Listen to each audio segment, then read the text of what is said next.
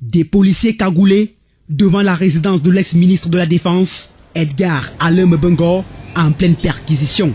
En présence du procureur près du tribunal criminel spécial, sa somptueuse villa au quartier Koweït à Yaoundé passe au peigne fin par les fins limiers de la police judiciaire.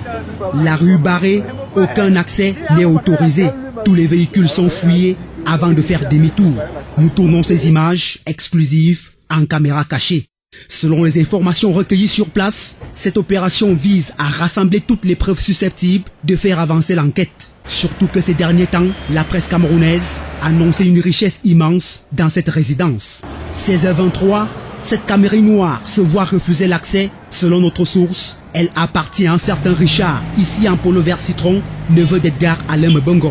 Selon l'entourage, c'est lui qui avait mis dans une cage à chiens un journaliste du quotidien Le Jour, jour que son oncle est sorti du gouvernement. Dans le quartier, il est craint pour sa violence. Et quelques minutes plus tard,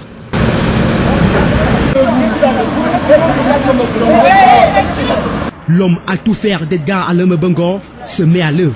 Avec ses complices, ils agressent violemment sans raison aucune l'équipe des reporters de Vision 4.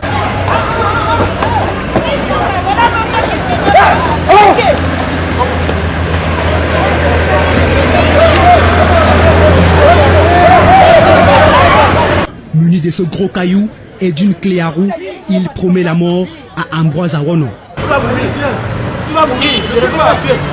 Lequel reporter s'en sort avec une blessure grave sur la tête. Parmi ses complices, ce monsieur en rouge se présentant comme un maire et cet autre en veste noire se dit avocat.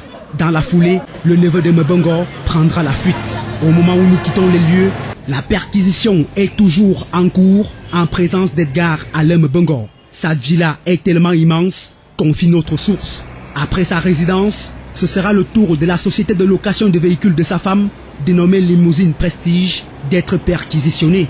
Une fin tragique qui s'annonce pour celui qui aura été pendant 20 ans l'un des hommes les plus puissants au Cameroun.